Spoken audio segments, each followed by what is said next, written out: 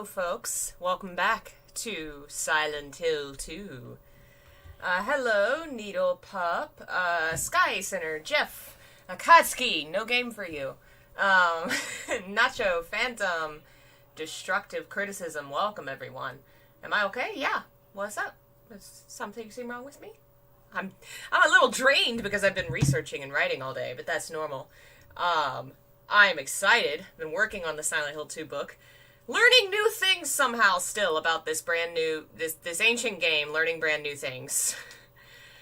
We are in the prison, close to the end. We will finish this game today almost certainly, because we're about there. So yeah, learning new things still about this frickin' game. I'm very excited to discuss. We were talking about when we started this game up, there's graffiti in that bathroom in the first area, right? Well, I went and took a look at it, and other folks have also looked at it, and I agree with the interpretations other folks have made. They're both quotes from the Book of Job. And that just puts a lot of things in new light. That this whole game is referring to the Book of Job. And here's our good friend Eddie.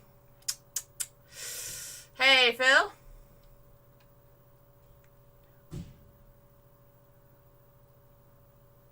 I love the cutscene here. It's so chaotic. Because he is just, chaos. He's lost it.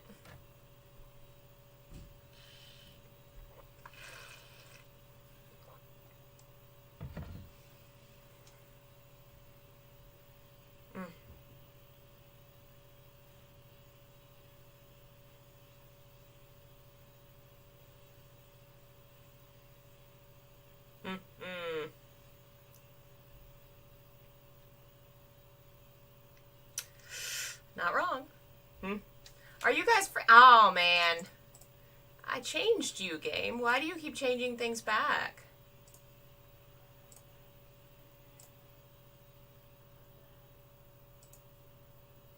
How do I...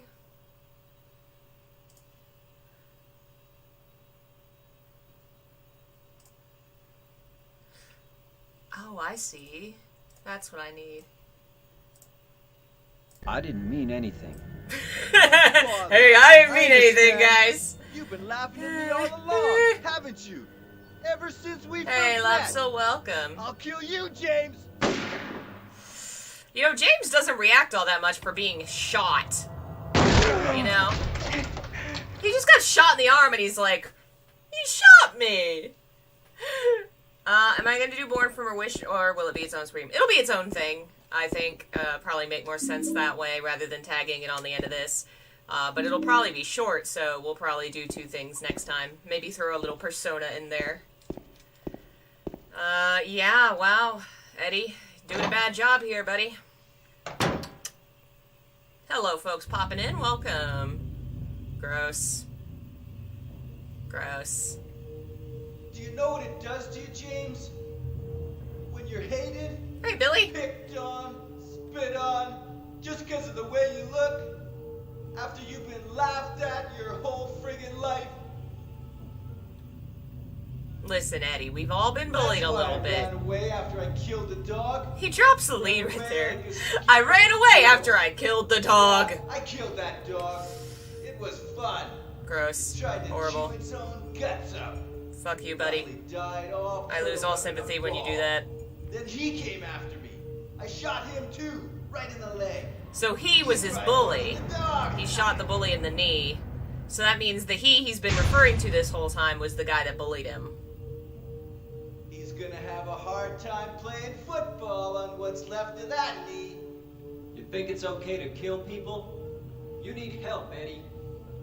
You all need help, and none of you are gonna get it. Unfortunately. Don't get a holy on me, James. His dialogue here is good, but his voice acting's a little rough. Don't get holy on me, James! We're not like other people. Don't you know that? Let's party! God, his dialogue. Owie. Get him. Got it.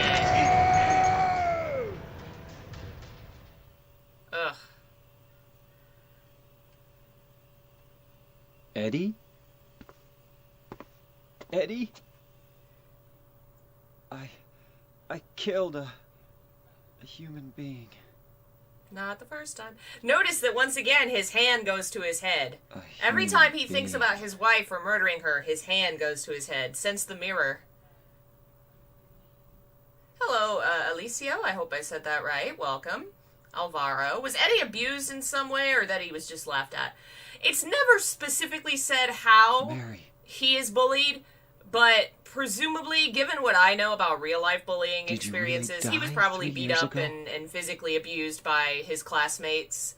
The one thing we really don't know is how his family treated him, if his home life was good.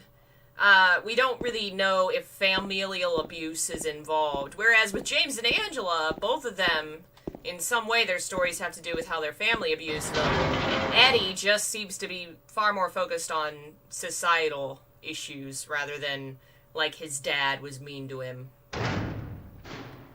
Which I think is interesting because, you know, he's kind of the character that's like, this is what happens when society turns young men into violent murderers. You know, this is the consequence of the way that our society is developed, which is possibly why his family doesn't really have anything to do with it.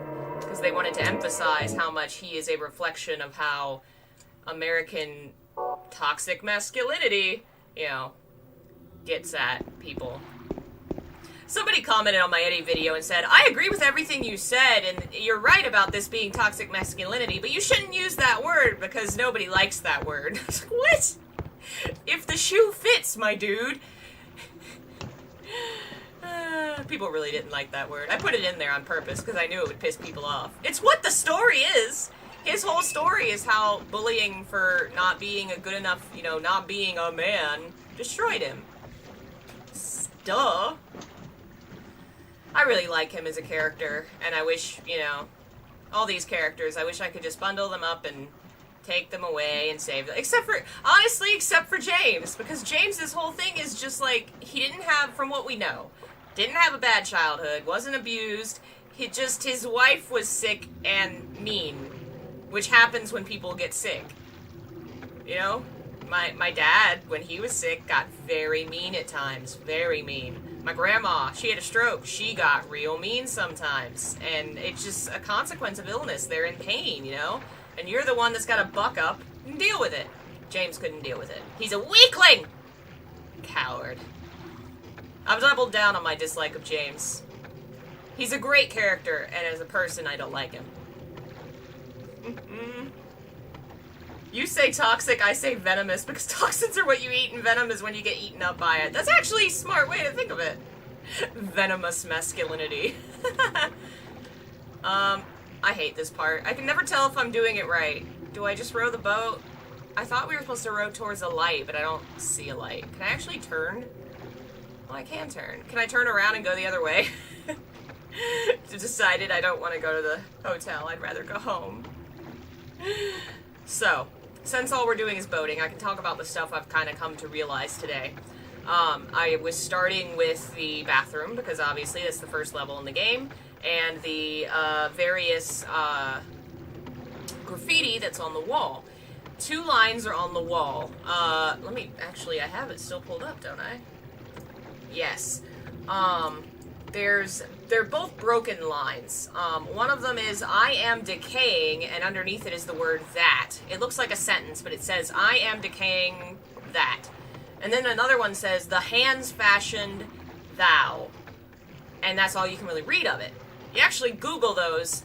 Both of them seem to refer to lines from the Book of Job, one of which reads, let's see, while I am decaying like a rotten thing, like a garment that is moth-eaten, thy hands fashioned and made me, and now thou dost turn about and destroy me, which I love.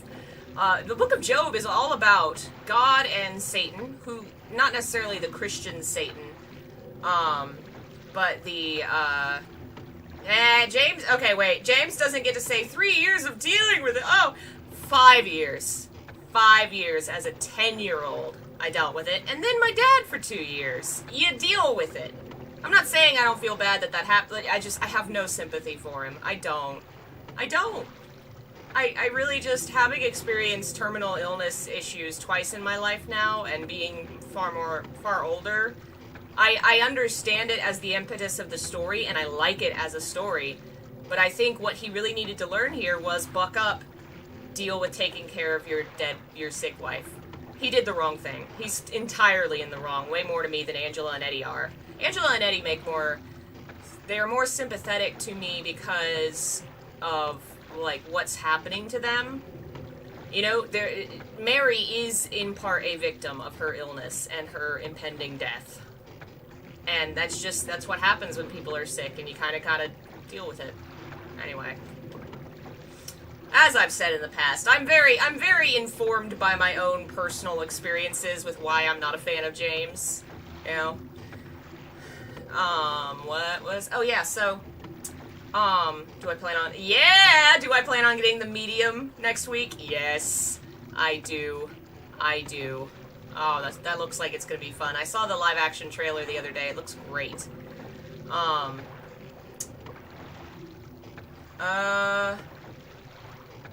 What? James could have gotten a divorce? Well, I don't know. We don't see enough of what was actually happening there. I think there's a lot of open things to explore, like, you know, did he have a support system? It doesn't seem like he did. But he did have his dad, as far as we know. I don't know. Mary doesn't seem to have had anybody other than Laura, because she seems to be very lonely and nobody else seems to have come. Is that the dock? Am I finally at the dock? But either way, I just find his crime... I understand why he committed the crime. I just find it less sympathetic than, say, murdering your rapist or shooting your bully. You know? What's happened? Where am I? What has happened? I'm at a dock. I don't know if it's the dock. Can I look at the map?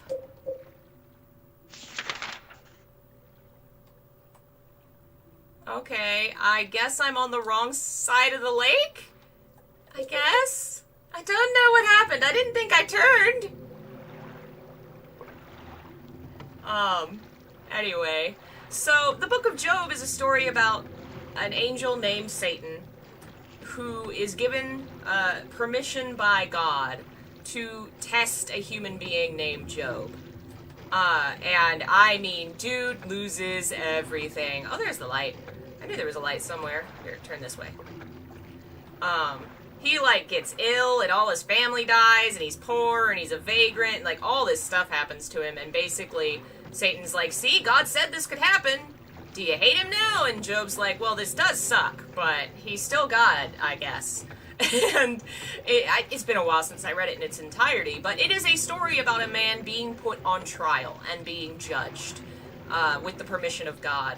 And that kind of putting the two specific lines we get, while I am decaying, obviously referring, I think, to James's emotional situation and what's going on with him, and the hands that fashioned and made me now turn about and destroy me. I love that line in reference to Maria, because she is literally created for the sole purpose of being destroyed.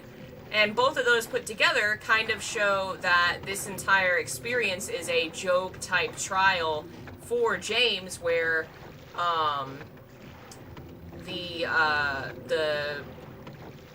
pyramid head is acting as his judge. Heard the story, was told it was the actual devil, i.e. Satan. This is where the confusion comes in. In Jewish tradition, there wasn't a devil. There was a Satan. Satan meaning accuser. It was a type of character, and it occurred in many different kinds of stories. And as traditions evolved and Christianity but adapted some of those stories for their own as they were becoming their own thing, especially in the medieval ages, they developed the identity of a singular angel who was Satan, which came from those older Jewish folk traditions of a Satan, the accuser. So it came from a kind of a story trope and became a specific angel. So Christians would say it was the devil. Judaism would probably be more likely to say it was an accuser. But that just makes it very interesting to me, because in my Silent Hill 2 book and the videos that I did on Pyramid Head, I talked a lot about the Jewish concept of the judge and kind of what that means in a Jewish context, which is so much more interesting now that we know the game really is kind of setting up a Jewish context for James. I mean, there's a lot of Christian imagery. I feel maybe there is with Mary and Maria and some various things, but not so much, I think, as some of the other Silent Hill games. I think 1 and 3 probably have more Christian imagery, and this one seems to skew more Jewish.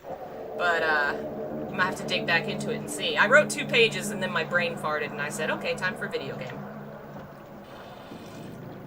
This place hasn't changed at all in 3 years. Hello, Ashley, welcome. Going deeper on Satan as the role of the accuser. So, it's been a long time since I've read it, but there's a book by a lovely, religious researcher. What is her name? Elaine Pagels. I own 4 or 5 of her books. She does a lot of really lovely research on religion, specifically Judaism and Christianity. And one of her books is The Origins of Satan, discussing kind of how that creature, that idea came about. It has a lot to do with, like, the idea of original sin and how Christianity developed this concept of everybody is very guilty and there's evil. It was Christianity's way of explaining why there's evil in the world, because they had to reconcile the fact that God is all good and all great and wouldn't create evil, but there is evil. Their reasoning was, okay, well, there must be an opposite of God who is evil, and they found in the Jewish traditions of the Satan and the Adam and Eve story and some other places, what felt like support for their argument of there must be an evil opposite of God. Whereas in Judaism, it's more seen, there's not really an opposite of God. God doesn't really create evil. Evil really comes from, I feel like, humanity. God tends to be more of a judgmental figure in Judaism, because humans, through their stories in the Bible, in the Tanakh, what they call what Christians would call the Old Testament, they would call the Tanakh, would be, humans fucking up and God choosing them anyway. I mean, they get punished when they fuck up, but they are still the chosen people. So in Judaism, it feels a lot more like the humans are the bad guys. Whereas, they had to kind of explain why evil exists in a Christian mindset. They said, okay, the anti-God. Hey, Diana. Yeah, an evil opposite of God sounds Gnostic to me. There honestly is a lot of Gnosticism in Christianity. They just kind of shoved aside a lot of the vocabulary and some of the more extreme ideas. Like the idea that God, the creator, is himself evil, and that secretly there's a different God that's not evil. Yeah, the Christians didn't like that. Gnostics tended to be a lot more individual and independent. Like, they were like, hey, you interpret the Bible your own way, and you're your own salvation. And the church, the early Christian church, was like, we do not like that, because that meant they couldn't really control their flock and what their people believed. They had to argue that, no, you cannot interpret the Bible, you cannot go your own way, you can only become saved through the church, because we have the real power and influence and teaching of God. Because the early church, which is now the Catholic Church, taught that they were the inheritors of God's will, because they were created from the 12 apostles who actually met Jesus, and basically that they had this pedigree that said, hey, we go back to the man, y'all, so we are smart and know what we're talking about, and you should come to church. But even back then, churches varied wildly, and there's all these letters between the various early churches that are like, Sir so-and-so spoke on this Saturday about the Bible in a way that I find reprehensible. Because they were still trying to come up with what they felt was true of their religion, and even on the little details, they disagreed on a lot of things, like, did Jesus have a physical body, or was he an illusion? Did he actually resurrect physically in this world, or was he a ghost? They saw things wildly differently. Mr. James Sunderland, the videotape you forgot's being kept in the office on the first floor. Alright.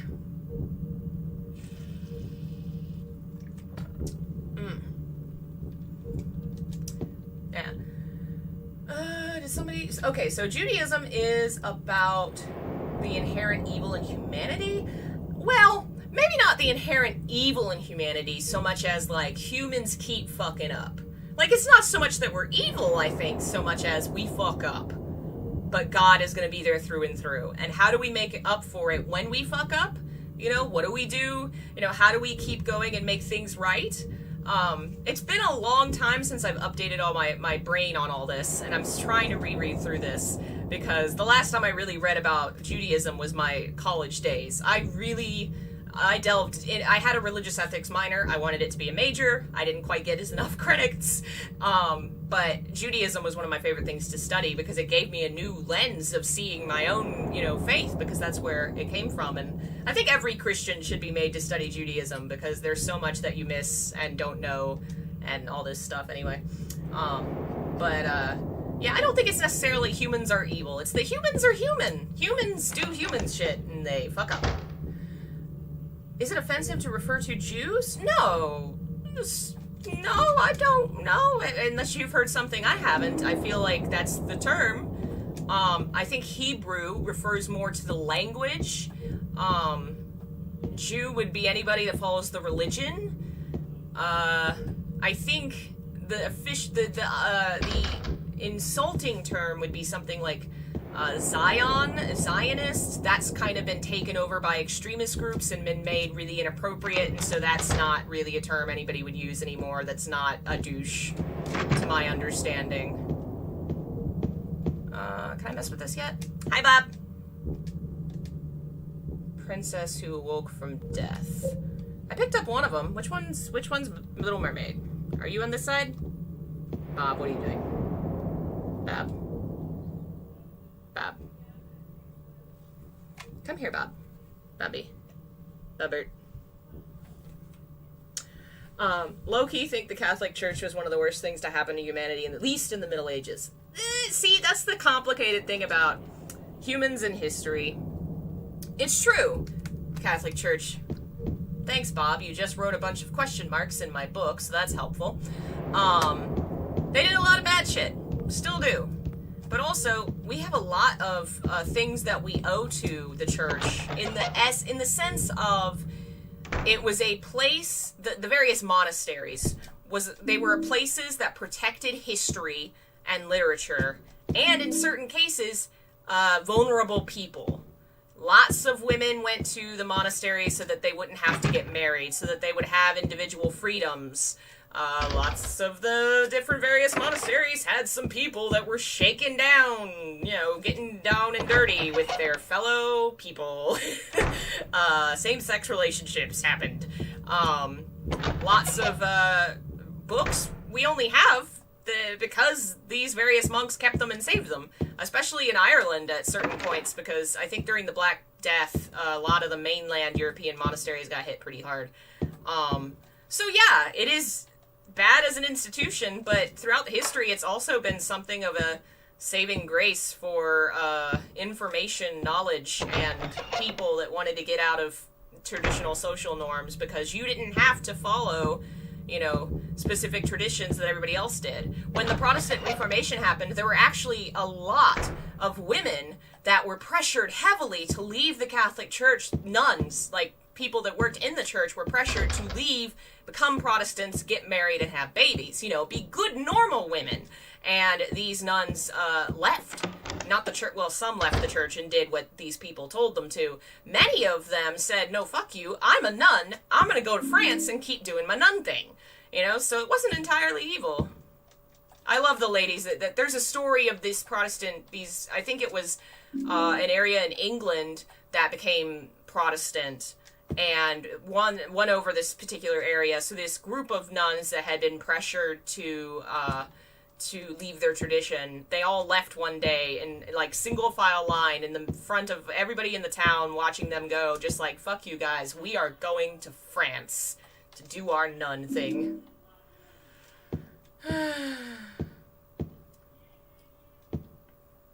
Religions killed more people than starvation.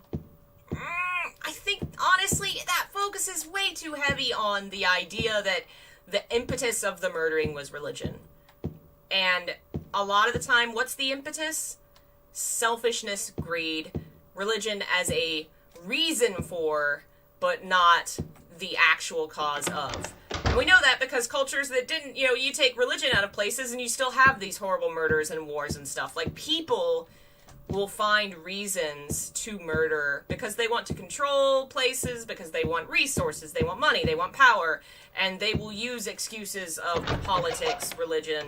I get the impetus, especially when you live in a culture that really forces a specific religion down your throat. But when we start to say religion is evil, you paint that over a wide brush, something that defines a lot of people's cultures and individual values, and you paint those with the same brush that you would paint something like the American government, which uses, power and tradition to try and control people. You paint, small indigenous religious traditions the same brush as the American government. That's not great.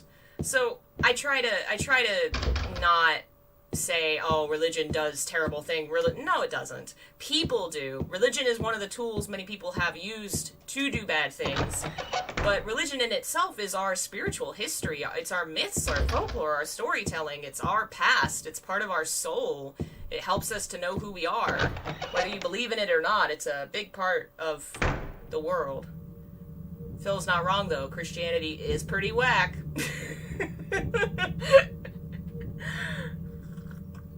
Unfortunately, the problem there is that it has risen in power with people that have a lot of power and money, and they use it to keep that power and money, so it has become poison.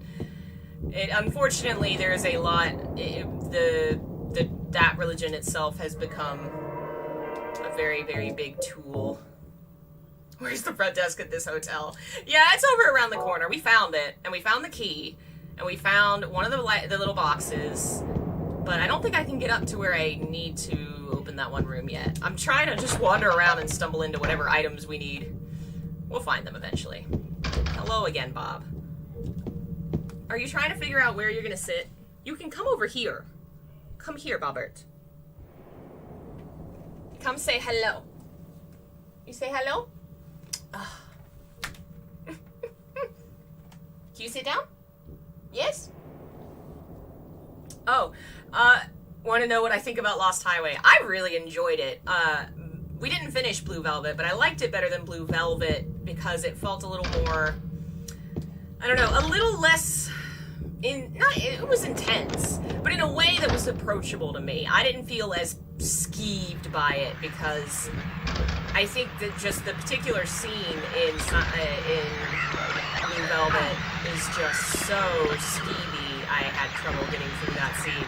But Lost Highway, I loved the intense visuals and kind of the question of what the heck's going on, and then, oh, of course, that's what's going on, and it makes a lot of sense that this game was inspired by it. I greatly enjoyed it. I will definitely be including some of that in the... I think there's just going to be a whole chapter in the book that says, movies! They inspired this. There's many. Because it feels like this is the most movie-inspired... I've never actually seen the bathroom signs. Of the Silent Hill games that we know some of the inspirations of them, this is the one I think that pulls on the most movies. Like, the first game has a lot of folklore and children's books. The third game has some films and some books. Kind of a balance, I feel like. Silent Hill 4, I think, was a couple of Japanese books. 2 movies that I remember. This one, there's like 5 movies they list as being involved in the inspiration. Saw something back in the housekeeping closet? Did I miss a closet? I should probably pull up my map and see what the heck I'm doing. I've just been wandering around talking. Must be a Muse stream.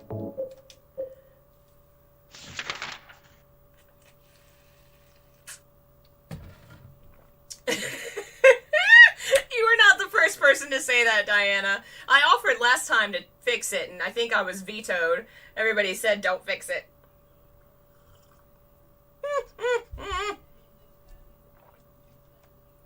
Okay, so I can't go in there yet. Alright, upstairs we go. Because I don't think we go in any bathrooms down here. Up we go. I love this location. It's so easy to get lost in here. And it's so creepy. Definitely was the creepiest place to me as a kid. Hey, Bonitch, welcome! Alright. So I haven't explored that hallway. We'll go that way.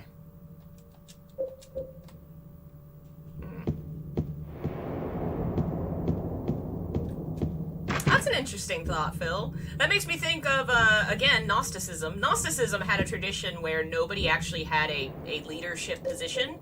Whenever they did rituals, everybody drew a name out of, or basically drew out of a hat. And so-and-so would be the bishop this week, and so-and-so would do this week. And so nobody was the bishop, the blah, blah, blah, the priest. Everybody was the same level in the group, which was another thing that the early Christian church didn't like because they wanted to have power and control over everybody. And Gnostics said, nah. But that's not to say Gnosticism was exactly perfect. Oh, I think we need to go in there and see the Laura cutscene. They also had baked into their religion the idea that not every human is worthy of salvation because some of us don't have souls, which is an easy sliding slope to bigotry. I think it's kind of easy to see why early, back in those days where they were in the Roman Empire full of, sex and death and excess, why the, small outside sects that were, kind of not necessarily oppressed, I don't know that the Gnostics were, the Christians were later. But you could see where maybe they might look at Roman society and say, those people don't have souls. But not a good idea to build that into your faith. You're here to find Mary, aren't you, James? Well, have you? No. If you could choose one location from an existing game to be in a new game, what would it be? Honestly, this one, I really like this location. There's no reason for it to ever show up again, but it would be kind of neat to see it again. Like, it's so intensely tied to his story, it'd be neat to see it as a different, from another perspective, as a place in Silent Hill. There's a comic that tried that, but the comic wasn't good. I think it was The Laughing Man or something. There was a Rachel. There was a guy that got murdered. I took it from her locker.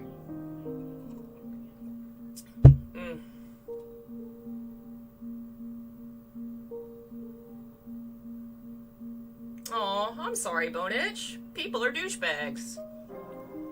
My dearest Laura, I'm leaving this letter with Rachel to give you after I'm gone. I'm far away now in a quiet, beautiful place. Please forgive me for not saying goodbye before I left. Be well, Laura. Don't be too hard on the sisters. Religious hospital. Laura, about James, I know you hate him because you think he isn't nice to me, but please give him a chance. It's true he may be a little surly sometimes, and he doesn't laugh much, but underneath he's a really sweet person. Laura, I love you like my very own daughter. If things had worked out differently, I was hoping to adopt you. Happy 8th birthday. Your friend forever, Mary. Laura, how old are you? I turned 8 last week.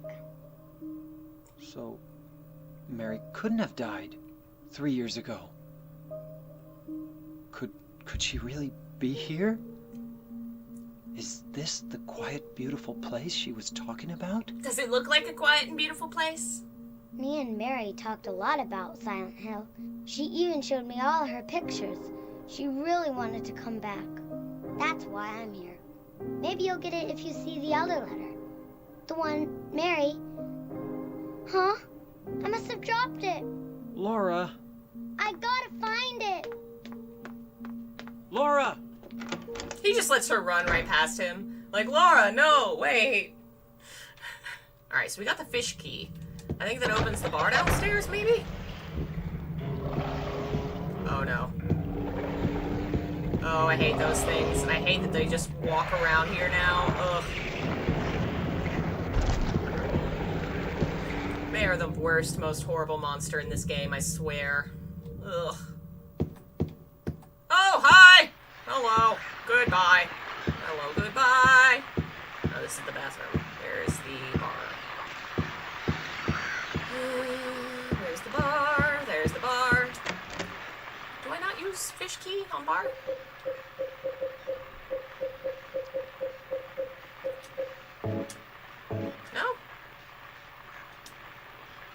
again. Aw, thank you, Nate. I'm glad you like my work. I'm glad people enjoy it.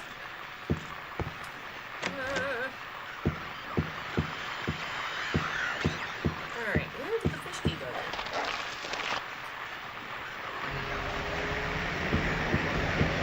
Hello, creepies. Goodbye. Gandalf, you come say hello?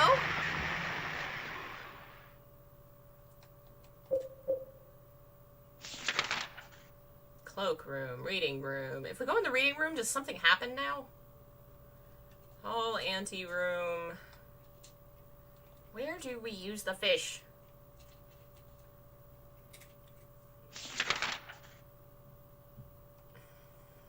We don't go into the cafe. So where is in the we got it in the restaurant. So where does it wasn't that bar. I guess it's something we can't reach yet.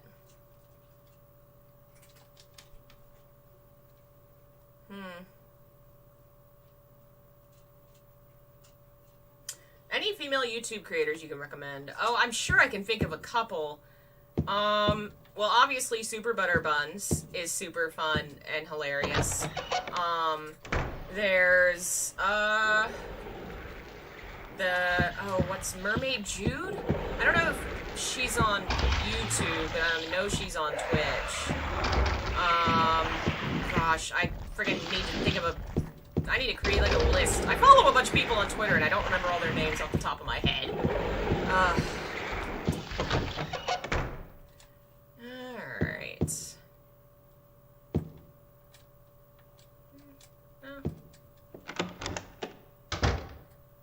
I don't think we've been in here, have we? Oh, it's the briefcase! Hey, Pablo! Get that. Get it.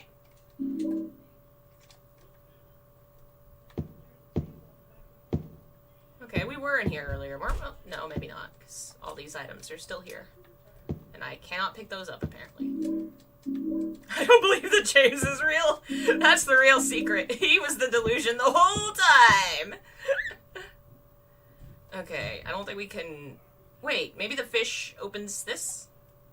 Use fish on briefcase. Yay! Key to room 204. I used fish on briefcase!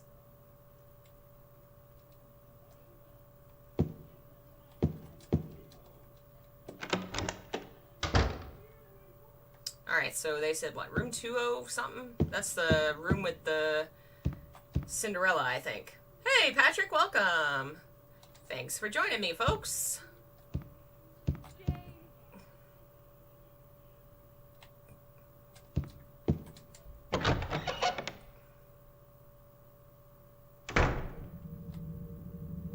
Ooh, swapped Mary and James would be fascinating.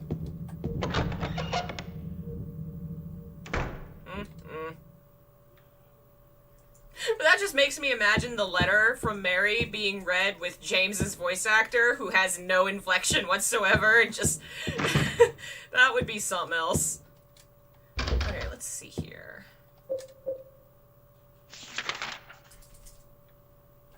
So, other side? Other side. James being a delusion would be the most David Lynch thing they could do. Ain't that the truth? That would be funny. That would be, well, that would basically be Shattered Memories. That's basically what that is, though.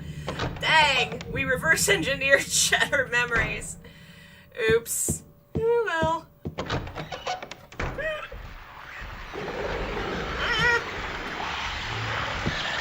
Excuse me, sir. Coming through.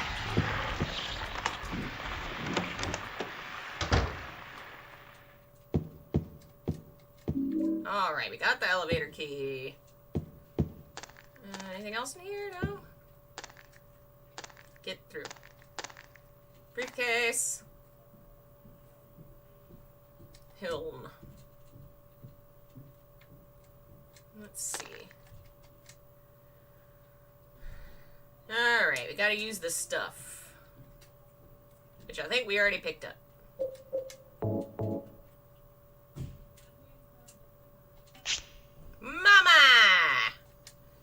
the codes randomized. It's a random 4-letter word. Mama!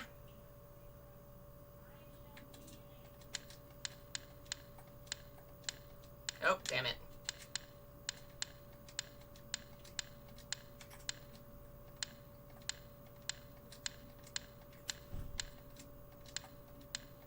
There we go. So now we got 2 boxes. The last one's in the kitchen with the apples.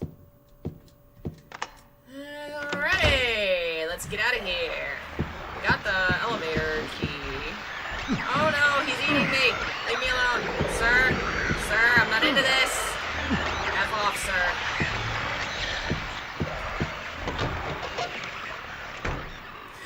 The Silent Hill maintenance guy, the one that goes around putting graffiti on the walls.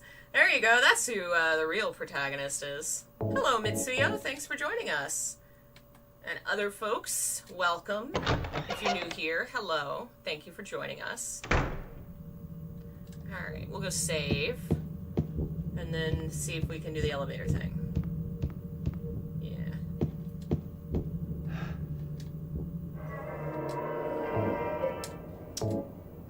Alright. Time to leave all our baggage behind.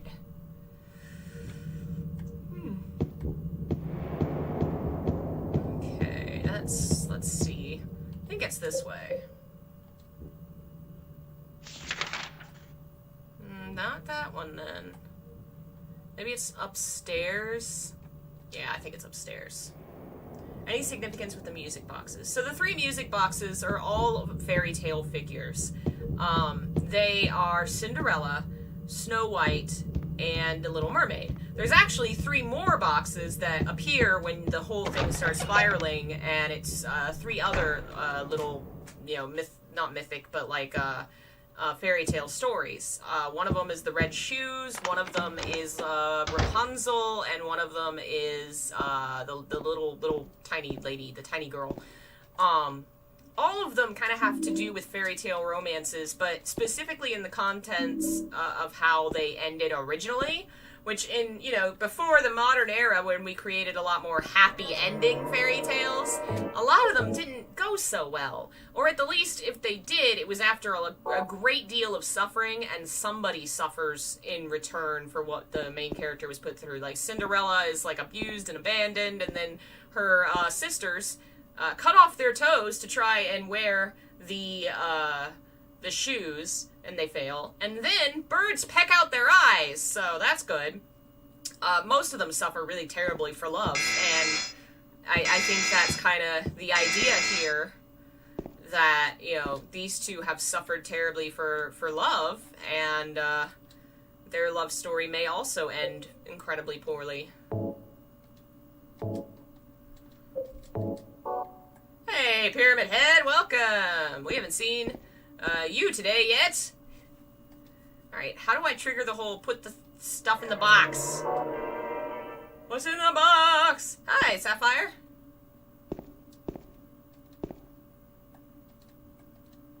Okay.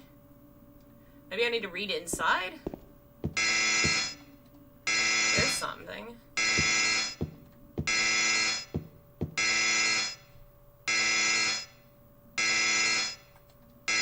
Weight allowance 1 person. There we go. Now that should let me put my stuff away. It wouldn't let me interact with the shelf. Now it should. Yeah! Put the items on the shelf. Goodbye, items. I have a lot of ammo. One of these days we'll have to play this game on hard. Alas. Oh yeah, and we noticed we watched Jacob's Ladder the other day. It does seem like not only is the jacket that James wears from Jacob's Ladder, it's the jacket Jacob wears, because it's a Vietnam vet jacket, it seems like the flashlight's also a military flashlight. It's what he had in his little box. Come on. Alright, to the basement. No? To the first floor.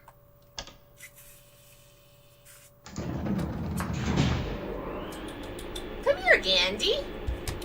Come say hi. Come on. Hi. You say hello? Say hello? I love a chin scratch.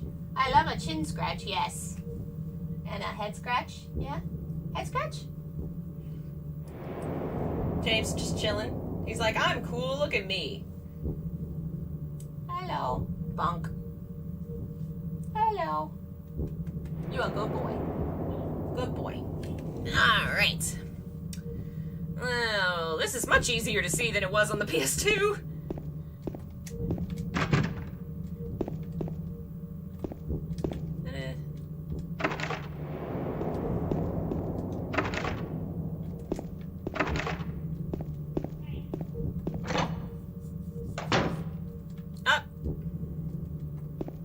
Apples. Where's the... Ah, there it is. First time I played this game, walked right past this dumb thing. Like, where the heck is it? There it is. With the apples, of course. Hello! You come say hi?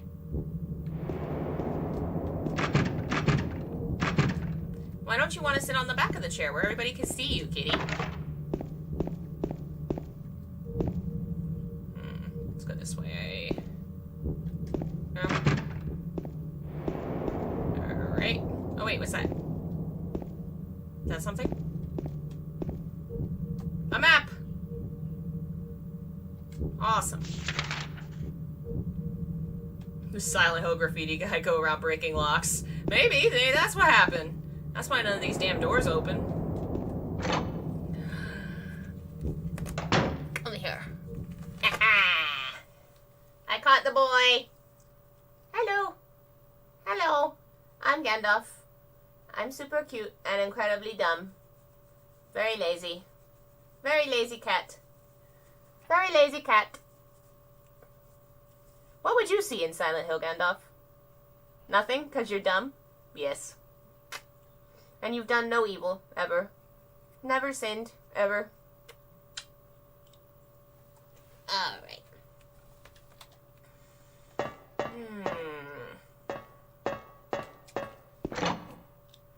I think we're getting close to Angela, aren't we? Oh, hello! Hi there.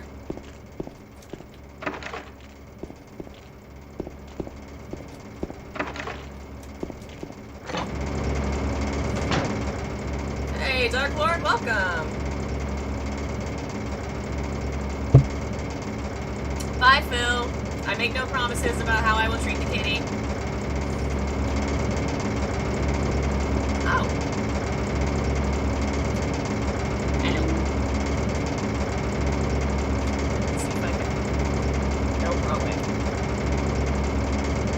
Right there, maybe? Okay. Kind of. A little bit. Give me a butt. Alright, what am I doing here? Something? Anything? No? A lighter? No? I don't think we do anything here. Oh, here's something. Marky! Yay! Alright. Hello, out of my way. Ah!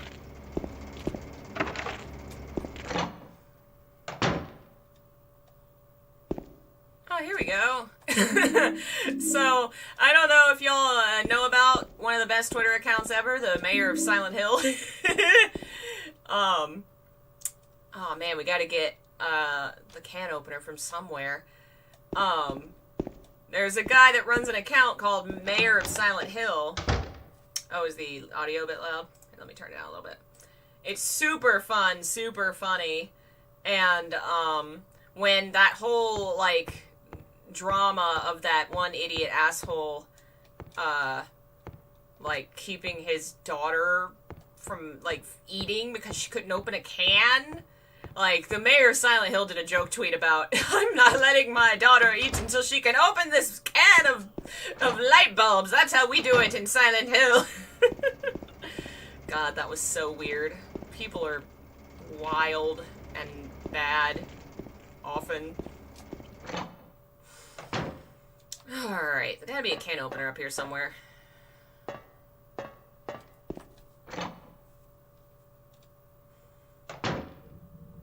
Wait, this way? Oh, I think it's actually in this room. I just missed it. The tape! And a weird looking can opener. It looks like a pair of scissors. Okay. Anything else in here?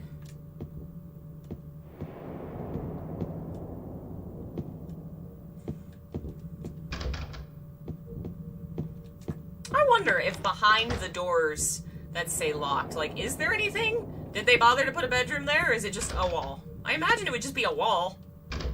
They wouldn't animate something you couldn't see, unless maybe they had different plans originally. Scheduled book from 1 year ago. Oh! So that means it burned down about a year ago. Hmm.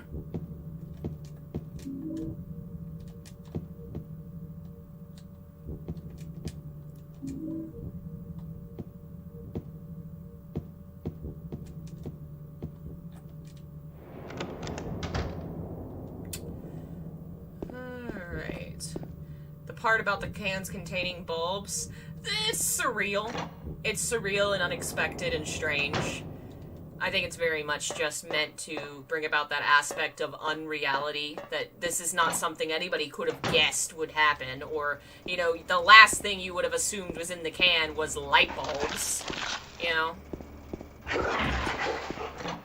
Sometimes I think it is done solely because you can't explain it. It is inexplicable. Can of light bulbs. Yeah, there is a town in Japan, the name literally means Silent Hill. There's also a lot of inspiration that the series takes from traditional stories of Japan, that there's a collection of these folk tales that have a lot to do with the various kind of small haunted town aesthetic of the game. I can't remember what it's called.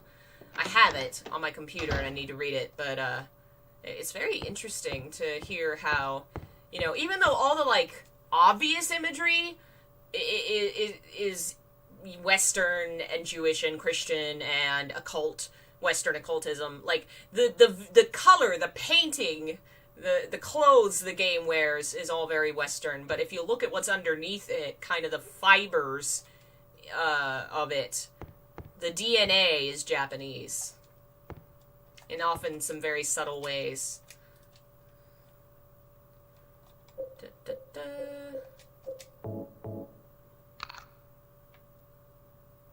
Alright, because this idiot can't see without his frickin' flashlight. Ah! Just got hit in the face. Alright. Can I use this elevator? Actually, no, I don't think this one ever works again. Let's go. Gotta go back up and get my stuff. That noise scared me really badly. Yeah, doesn't the basement have some random-ass noises that happen?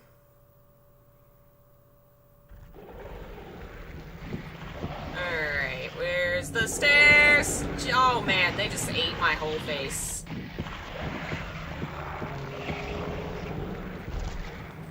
Ouch.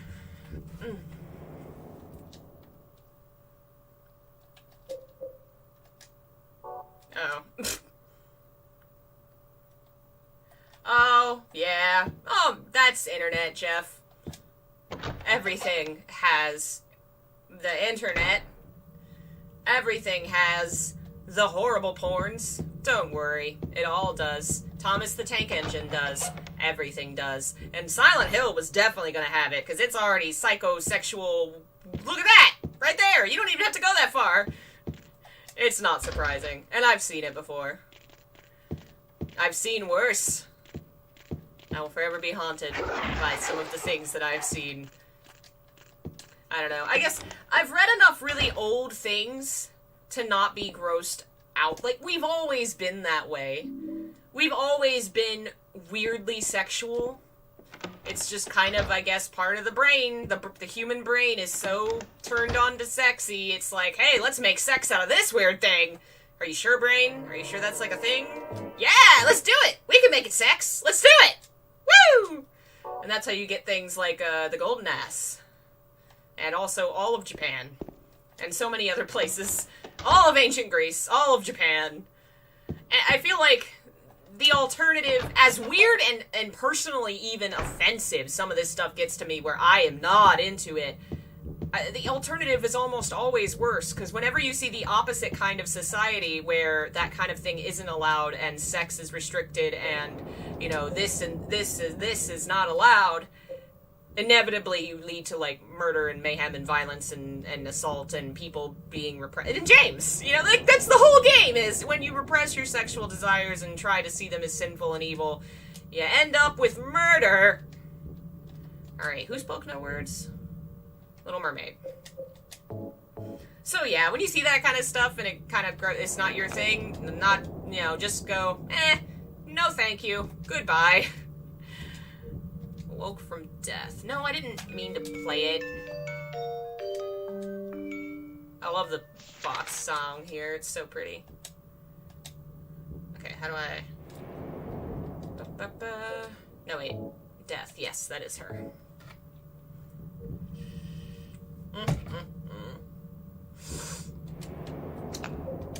Oh, man.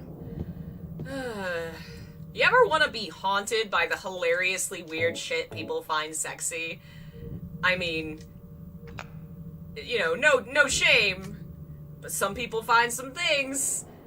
Oh, and I think it's only fair if you're gonna put it on the internet, we're allowed to sometimes laugh at it. There's a Kingdom Hearts story that shipped, and I think maybe it was a joke. I didn't read it, so I hope it was a joke, but it was Xemnas and Will Smith. I don't know. I don't know. Oh, that makes me laugh to this day. Hotel Stairway Key. I think my feelings about it are also very much influenced by the fact that all of my friends make their money through porn art. Like, it's just people are horny. And my friends make good money off the horny. So, like, I'm just kind of annulled to it. I'm very exposed to porn. You know? It feeds my friends. So I'm cool with it. Just don't make me look at it. I'm gonna stay over here at the corner of not looking at it. Corner of not for me, thanks. Okay, a megaverse is like, it's a style of story that's very popular. And I've read some, like, you know, it's a trope that different authors have approached and used in different ways. It has a lot of history, depending on who's writing it. In queer circles, it was a way for people to write stories that involved childbirth and various gender ideas, gender playing with that kind of thing. Basically, it kind of puts a fakey-fake animal kind of sexuality on people. So, like, you know, you go in a rut and you get heat and stuff. That kind of thing. It's very old. There's a really funny video by Lindsay Ellis? Somebody, she did a video on it. Can I not use? Oh, no, I had to use it on the VHS. She does a video on this whole, like, all the history of it, because there was a lawsuit that got involved in it. It's a wild, wild history. You should definitely watch it if you're interested in seeing some of the internet's weirder history. Are you taping again? Come on. I don't know why, This video is so but pretty. I just love it here. Poor Mary. It's so peaceful. You know what I heard? This whole area used to be a sacred place. I think I can see why. It's too bad we have to leave. Please promise you'll take me again, James.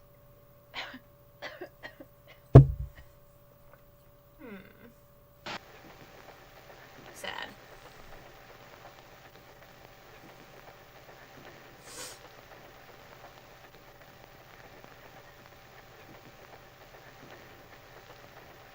Ugh. I only just now noticed that. He kisses her on the forehead, and then her hand comes up and pats his, comfortingly, like, "Aw, thank you, sweetheart, I love you." And then he kills her. Oh.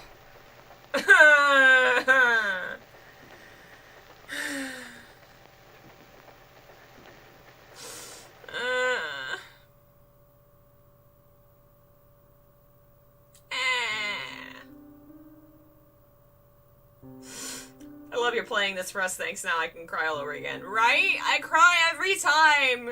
The leave ending, the letter. Ugh, it hurts me. Yeah, I never saw her hand do that before. I never noticed. It's wild that I'm still seeing new things in this. So wild. Ugh, poor Mary. And the way, this may be a stretch, but the way the top of the TV looks with the two candles and the plate in the middle, not the plate so much, but like the cover and the candles, like that's a normal decoration, but it kind of also looks a little bit like the table that was in the office of the prison place that had the ritual cup. A little bit of a homage. I don't know that that's necessarily, connected, but...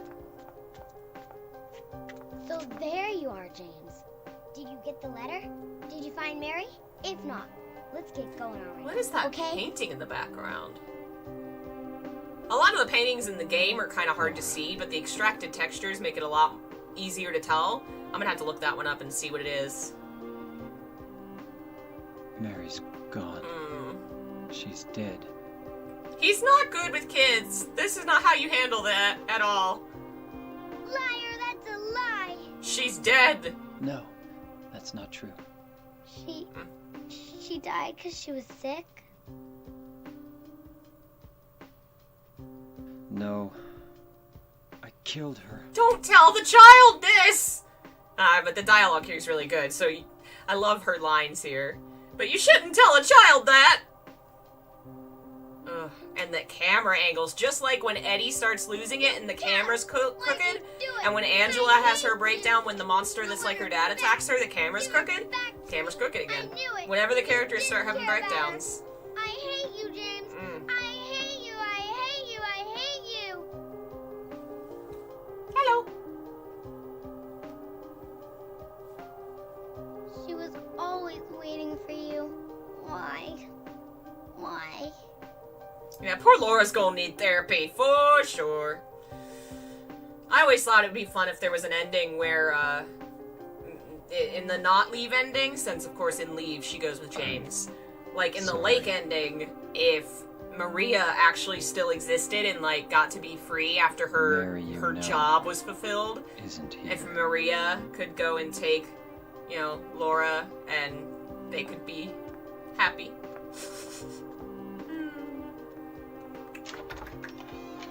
Bonk. I got a headbutt again. So many headbutts. As a Dutch person, I don't understand. We call these Dutch angles. Everything's flat here. I was never a film student, so I couldn't say. My old roommate was one. He knew everything about all this. One of these days, we should play this game with him. That'll be fun. When I can see humans in person again. Oh, this part.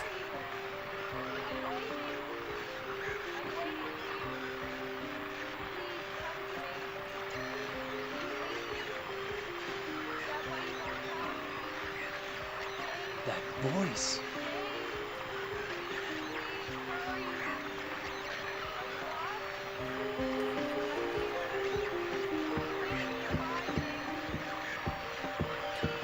Ugh, I love this part so much. Do I really think James would raise Laura? Honestly, I don't know that we see enough of what is gonna happen next. But since Laura is definitely the symbol of hope in the game, she represents the fact that he is kind of embracing moving forward. It really doesn't matter in terms of the story whether or not he was gonna succeed and move forward, But of the personality that we see, he's not really there to be, he's not in a fit state of mind to be a parent in any way. He's very bad with Laura in the game. He's not very...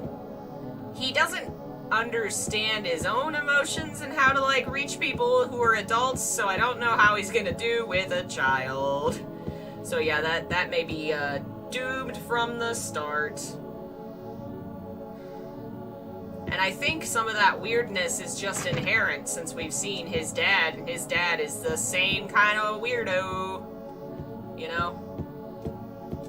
rebirth ending. Honestly, yeah, I think I like the rebirth ending is what, you know, canon. Though the team has kind of said that they prefer the in water ending, which I think is also fair. I think it's a fair response, like, to what's happened to him, and also the trauma he's going through here. Die? You must be You must joking. be joking. I'm very sorry. But you're a doctor. It's your job to heal people. How can you just let her die? Please, calm down. As her doctor, I promise I'll do what I can. But there's still no effective treatment for her condition. How long does she have? I'm afraid I'm not sure. Talk about 3 surreal years at scenes. most. Perhaps 6 Ugh, months. this is so hard It's to hear. impossible to say with certainty. It's always hard to hear that about somebody. You always keep hoping. You know, one more holiday, one more birthday. Ugh. So hard. Let's get out of here.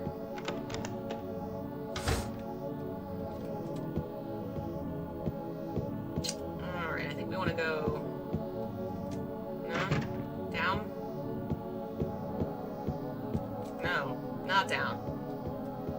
Her condition was never really named.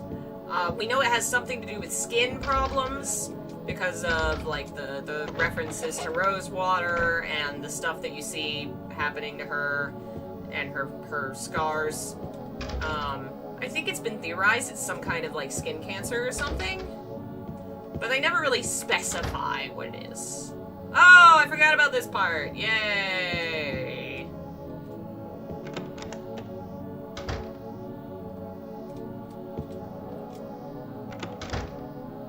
Wait a minute, where am I? What am I doing? Oh, right! I think I remember what we need.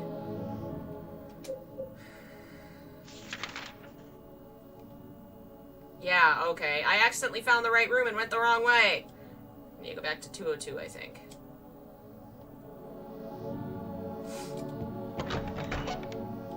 Well, Jessica says, would Laura get vengeance because Mary was going to adopt her?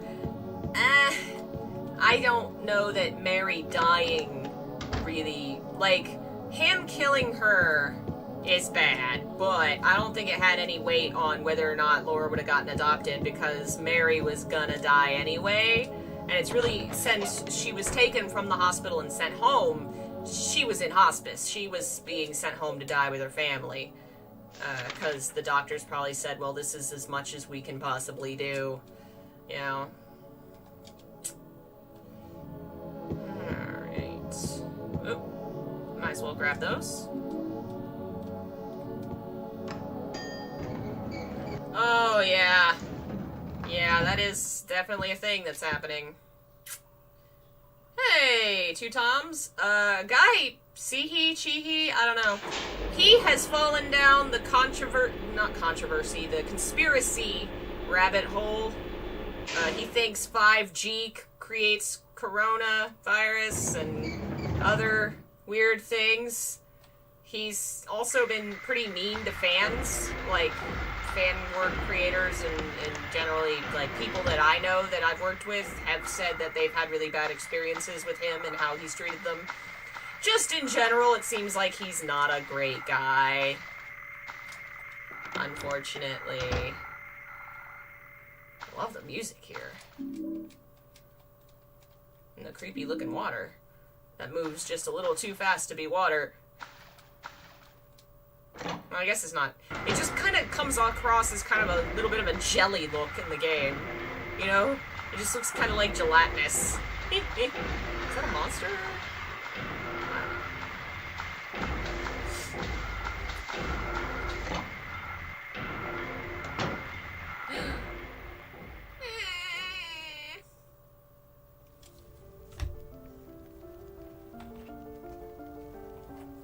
Comfort me.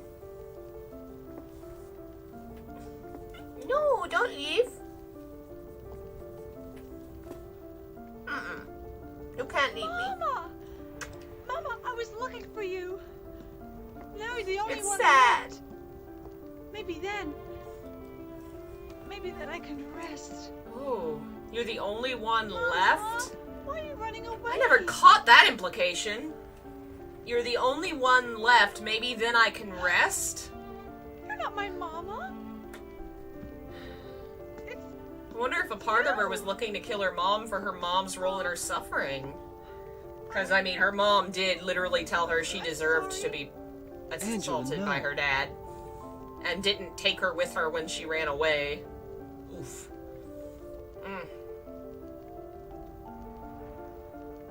Thank you for saving me. Ugh. But I wish you hadn't. Even Mama said it. Yeah, Angela's story is definitely the most tragic. I deserve. She is one of my favorite video game characters of all time. I love her.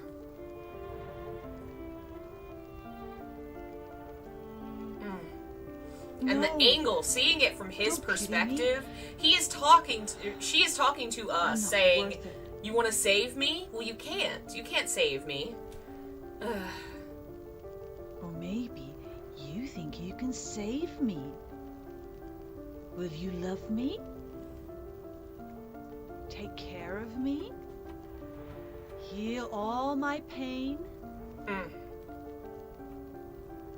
Her face there.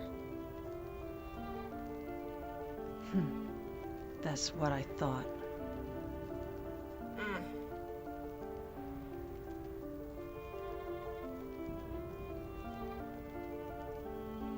James, give me back that knife. No, I won't. Saving it for yourself?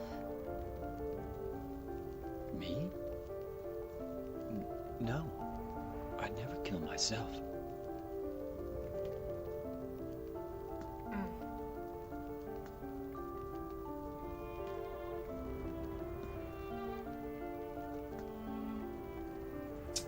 And the fire rising up to separate us.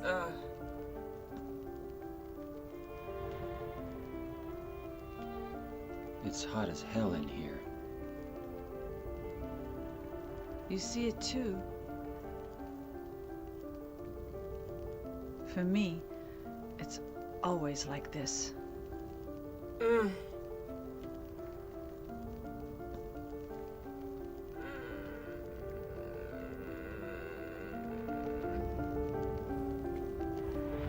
Okay, I think we have to leave and then come back.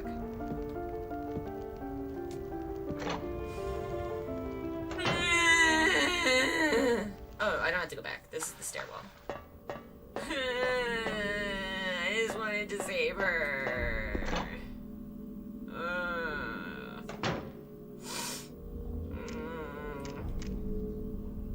It's so sad. Everything is sad, Gandalf. I'm so sad. So, folks are talking about, like, what happened with Angela and why. Angela's childhood was absolute hell. She was assaulted by both her father and brother, abused emotionally by her mother, and really just struggled to survive on a daily basis. Eventually, she escapes. She's working in a, fast food job she hates. The guys there all, like, are inappropriate with her, and it brings back the memories of her past. She really hates the job. She hates the guys there. And then her dad comes and finds her again and drags her back home, and she freaks out and kills him and her brother and runs away. And at some point her mom left. So she tried to create a new life and move forward, and it's kind of implied in a way because of the job and the guys, her co-workers that were cruel to her, that even if her father hadn't come for her, like, society itself was making it hard for her to move on. Again, kind of like with Eddie and the bullying, society condemned them and was not going to help them.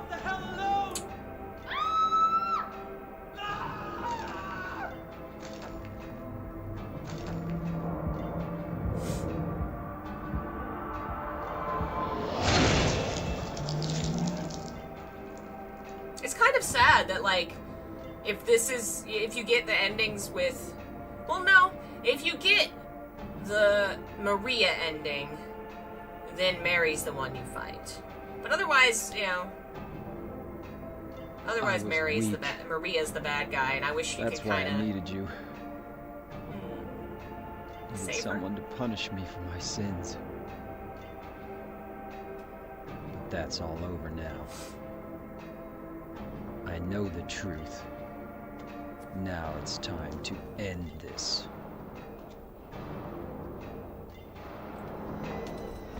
I should probably equip a gun.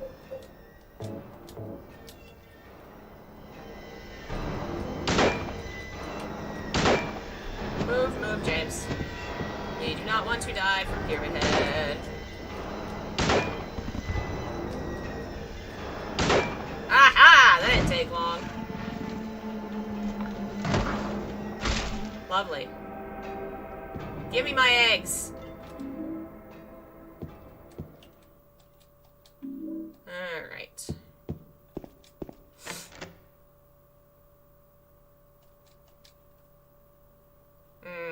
Yeah. You know, we've been talking about all the camera angles are tilted when these characters are starting to break down and lose and you know, suffer. And then in that moment where he's clearly, you know, his mind is clearing and he's remembering and realizing what he needs to do, the camera is slowly righting itself. It's very cool. Yeah, we're on easy mode, so defeating Pyramid Head did not take long. Yeah, the Seal of Metatron's on the carpet, which is an interesting place for it to be. What room is this in the new version of the... I think it's... Yeah, it's the lobby. Huh, I don't know.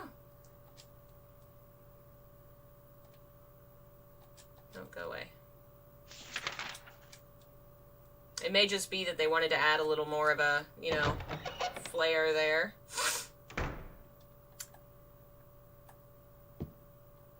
Alright, what else we gotta do here? Let's go down the hallway, right? I think? Maybe?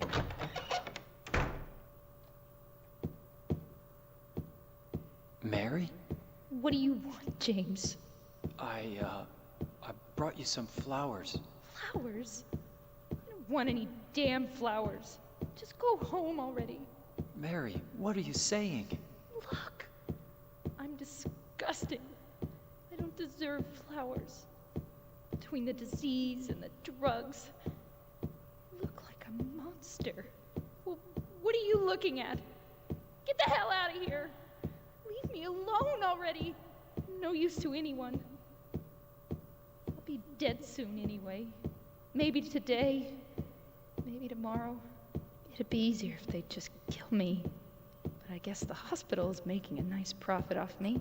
They want to keep me alive. Are you still here? I told you to go. Are you deaf? Don't come back. She's so clearly, like, all of her words James, are clearly, wait. I feel like I'm horrible and not worth your time, so Don't please go. don't go. Stay with me. Don't leave me alone. I didn't mean what I said. Please, James. Tell me I'll be okay. Tell me I'm not going to die. Help me.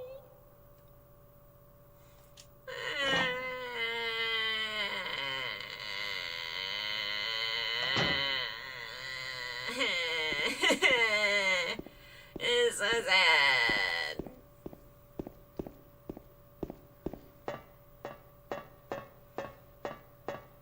I wonder, does the map show us being anywhere still? Nope, we're nowhere. Ugh. Yeah, I think she's the best voice actress in this game. Like, her acting is just so good. I think Angela is second, but hers is just so on point. It hurts to listen to. James and Eddie are both just a little too emotionless almost, a little too dry. Doesn't really sound like they're feeling what they're saying, which is sometimes appropriate, but like all their lines sound that way. Well, time to find out who we favored.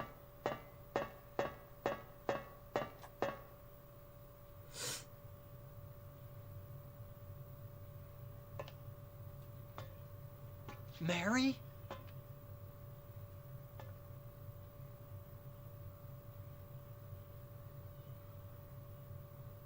When will you ever stop making that mistake? Mary is dead. You killed her. Maria, it's you. Hey, But swallowing I don't dragons? need you anymore. What? You must be joking.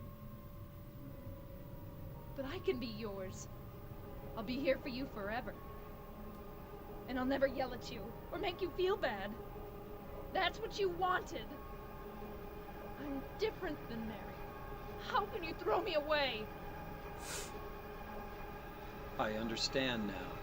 It's time to end this nightmare. No, I won't let you. You deserve to die too, James.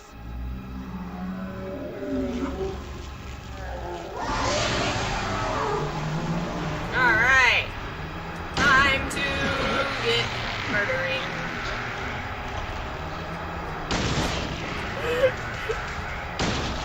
Alright, that didn't take long. I didn't think it would. Is the flesh of her back actually, like, stretched out and tied to that thing? Or is that, like, it looks like it's almost a cowl, but yeah, that's flesh of some kind. Ouch. They made us finish her off. Yikes. Alright, what ending we getting? Get your tissue boxes! Mary? Oh, and the photos on the wall. James. Forgive me. This part hurts, too. I told you that I wanted to die, James. I wanted the pain to end.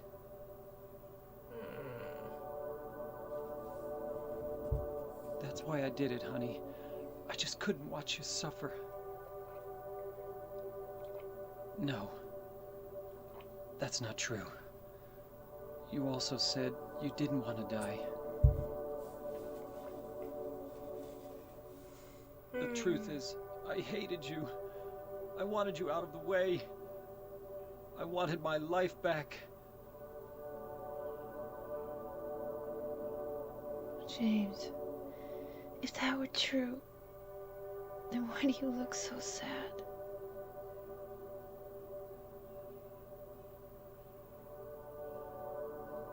Mary? James. Please. Please do something for me.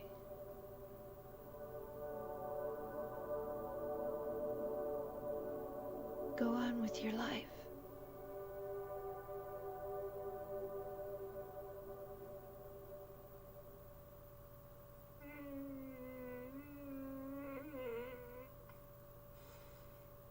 We got the good ending. The one that still makes my me restless cry because this dreams, letter hurts so I bad. see that town.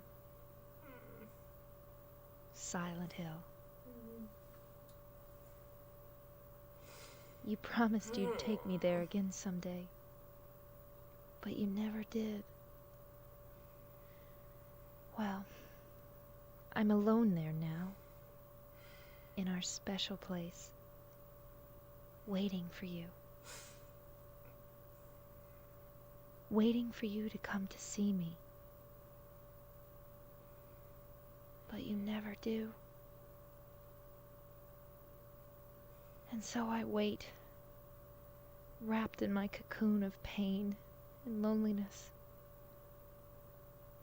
I know I've done a terrible thing to you. Something you'll never forgive me for. I wish I could change that. But I can't.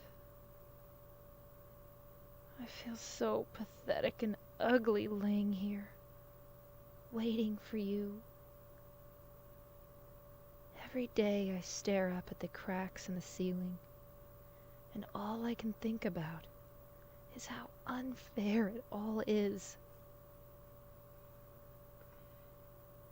The doctor came today. Hello, Kaze. Welcome to He sadness. told me I could go home for a short stay. It's not that I'm getting better.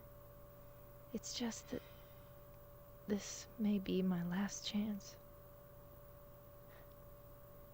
I think you know what I mean.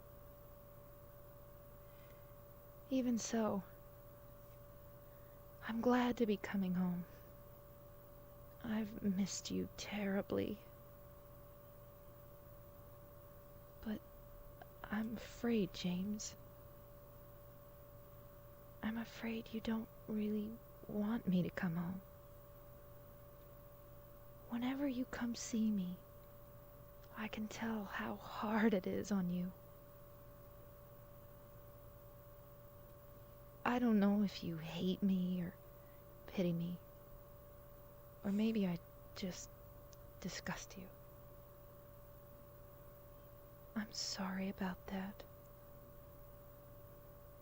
When I first learned that I was going to die, I just didn't want to accept it. I was so angry all the time, and I struck out at everyone I loved most. Especially you, James.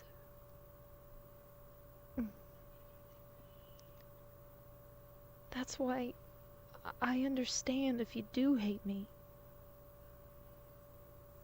But I want you to know this, James. I'll always love you.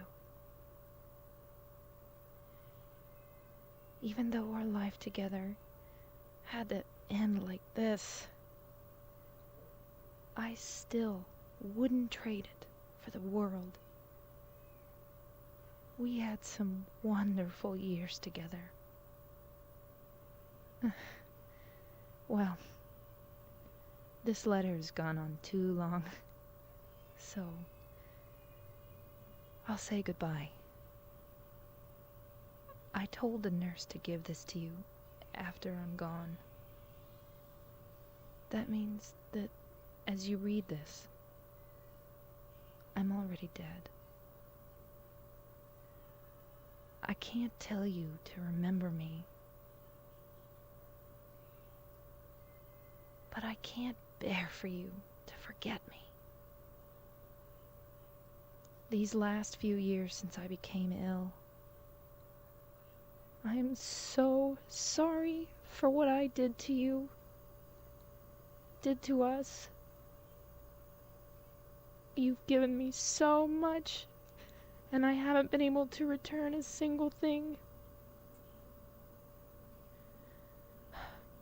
That's why I want you to live for yourself now. Do what's best for you, James. James, you made me happy.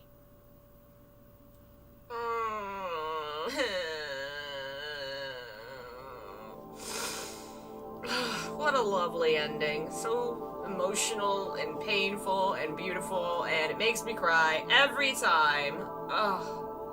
The first time I played this game after my dad passed and I got this ending, I bawled. Like, this game is so in tune with the experience of terminal illness and surviving someone, having to let go and move on. Like, ugh. And her voice is so good in this, so powerful. Definitely the best voice actor in this game. Ugh. Ugh, my heart. Oh, my heart. Thank you guys for watching. I love this game so much. The book is coming along. I'm really, honestly, kind of rewriting it instead of editing like I edited the other books. The first book I ever wrote was Waiting for You, about Silent Hill 2. And I just think I've learned so much since then about how to write and about the game in general that I'm kind of starting over. I'm going to create something new. The old thing will still be up there, but I hope to have more info soon. Oh man, he's so good. If you want more Silent Hill, there will be, this Friday, I think we're going to continue Silent Hill Shattered Memories. There will be an episode of the podcast soonish, probably Thursday or Friday. I'm still not entirely in a schedule there, because this last couple weeks have been wild. Tomorrow, I probably will not stream. I will probably be working on some things. Excuse me. I might do movies. Like, maybe we'll stream some TV stuff if you want to come hang out in Discord. Goodness, I have the hiccups!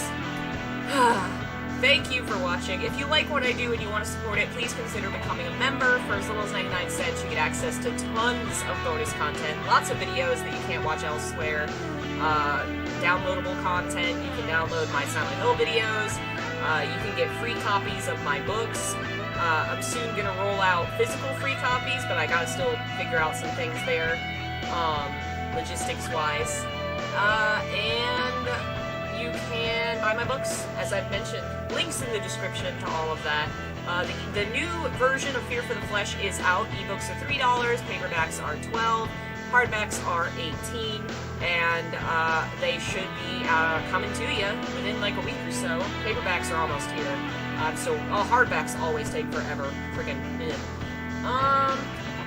Yeah, that's all of the official news stuff I can think of, so take care of yourselves, and I will see you guys around. And thank you to all of our members who are here. Billy, Jeff, Dark Lord, Bodich, who else we got? Jessica, Pablo, lots of folks today. Thank you all so much for being here and supporting the channel. Swallowing Dragons, did I say Billy? Thank you guys so much, and I'll see you next time. Bye.